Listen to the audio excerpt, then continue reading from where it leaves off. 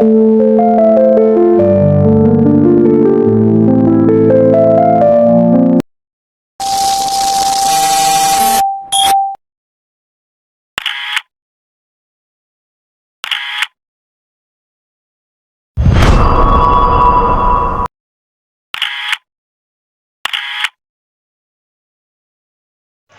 Sobat PAUD sekalian, perkenalkan nama saya Alvira Ayunda Ayukan. Saya merupakan salah satu mahasiswa S1 PG PAUD Pendidikan Guru Pendidikan Anak Usia Dini Universitas Negeri Surabaya. Saya memiliki nomor NIM akhir 208 dan pada video kali ini saya bersama teman-teman dari TK Islam Al-Fatah akan melakukan permainan tentang pengenalan grafik pada anak usia dini. So, akan ada hal yang menarik dan tentunya seru pada video kali ini. Jadi jangan dilewatkan dan tonton terus sampai habis. See you. Oke teman-teman sekalian, video ini mengusung tema pengenalan grafik untuk anak usia dini, yang mana pada video ini diterapkan untuk anak usia 5-6 tahun di KBTK Islam Al-Fatah, Surabaya. Step pertamanya, anak-anak mendapatkan gelang sesuai warna yang dipilih masing-masing, dan ini sesuai dengan kehendak mereka. Kemudian di step kedua, anak-anak melompat sesuai warna yang ada pada gelangnya dan mengambil bola juga sesuai dengan warna tersebut. Kemudian anak-anak kembali ke start awal dan menuliskan seberapa banyak bola yang didapat pada form yang disediakan.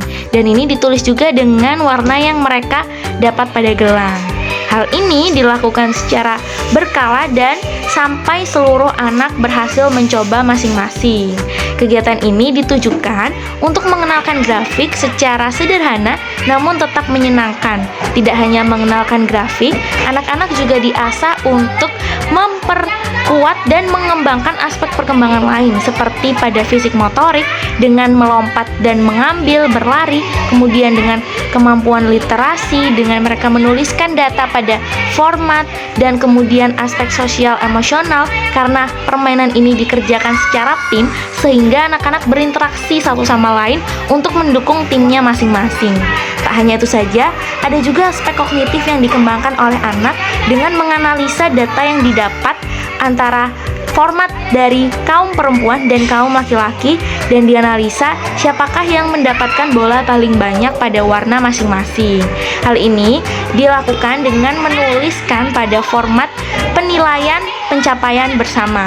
Sehingga permainan ini tidak hanya mendukung aktivitas yang menyenangkan bagi anak, tapi juga membuat anak bekerja bersama dalam menyelesaikan proyek dan permainan juga secara bersama-sama. Itu adalah tujuan yang diharapkan dari adanya permainan ball bean ball ini. Kegiatan ini bisa divariasi untuk segala jenis usia, hanya tinggal disesuaikan dengan tingkat kesulitannya saja. Intinya, ketika kita memberi edukasi baru bagi anak, kita harus tetap menyesuaikan aspek perkembangan dan usia mereka dan harus tetap dengan kadar yang menyenangkan. Karena anak-anak TK itu mereka belajar melalui bermain dan bermain dengan belajar.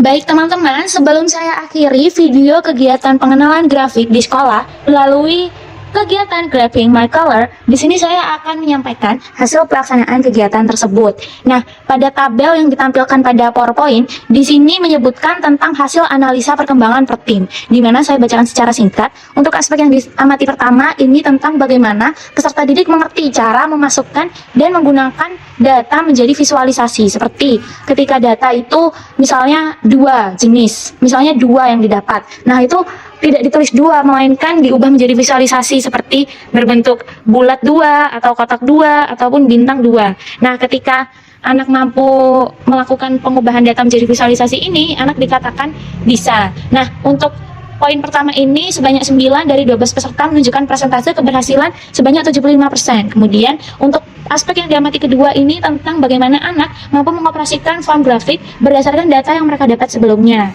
Keterangan yang bisa disampaikan pada poin kedua ini, sebanyak 8 dari 12 peserta didik menunjukkan persentase keberhasilan sebesar 67% yang mampu mengoperasikan form grafik. Kemudian untuk form atau poin yang selanjutnya yaitu ketika anak atau peserta didik mampu menganalisa perbandingan kedua data dari form awal dan data dari form kedua. Ini menunjukkan bahwa seluruh anggota baik pada tim A maupun tim B mampu menganalisa perbandingan data, sehingga persentase pada aspek yang ketiga ini ialah sebesar 100%. Kemudian untuk aspek yang diamati selanjutnya tentang bagaimana peserta didik mampu mengambil kesimpulan atau garis besar. Di sini sebanyak 9 dari 12 peserta, entah itu dari tim A maupun tim B, menunjukkan persentase keberhasilan sebesar 75%. Sehingga sebanyak 9 anak itu sudah mampu mengambil garis besar dari kesimpulan grafik yang mereka buat. Kemudian untuk poin yang diamati selanjutnya tentang bagaimana peserta didik memahami dan mengikuti instruksi dari awal hingga akhir. Di sini disebutkan tentang seluruh anggota mampu mengikuti instruksi dengan baik dari awal sampai akhir, sehingga sebanyak 12 peserta didik mendapatkan persentase keberhasilan sebesar 100%. Dan untuk poin yang diamati terakhir ini tentang bagaimana peserta didik ini mampu mempresentasikan apa yang sudah mereka olah. Di sini hanya 3 dari 12 peserta didik yang mampu mempresentasikan hasil grafik yang sudah mereka olah, sehingga keberhasilan persentase yang didapat yakni sebesar 25%. Ketika kita berbicara tentang persentase keberhasilan dari seluruh kegiatan yang sudah saya sebutkan sebelumnya, ini rata-rata peserta didik yang sudah dibagi mendapatkan persentase sebesar 73%. Nah, untuk tabel indikator perkembangan per anak, ini seperti yang sudah saya tampilkan pada PowerPoint, nama-nama anaknya dan juga tabel perkembangannya.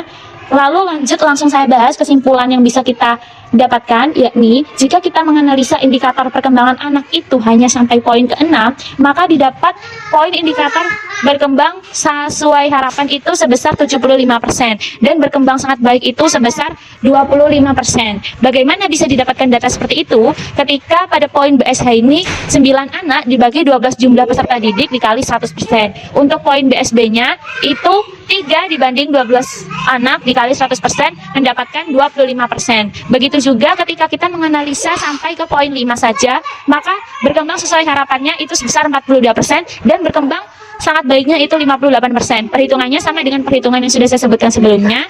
Dan secara garis besar, saya dapat merumuskan bagaimana kegiatan pengenalan grafik secara sederhana namun menyenangkan. Menggunakan grafik Macolor ini adalah salah satu jalan yang pas untuk mengenalkan grafik kepada anak usia dini di sekolah. Kita perlu menggalakkan kegiatan ini sejak dini agar anak mulai dapat gambaran tentang grafik dan tidak terlalu tertekan ketika mereka harus mendapatkannya di bangku sekolah lanjutan.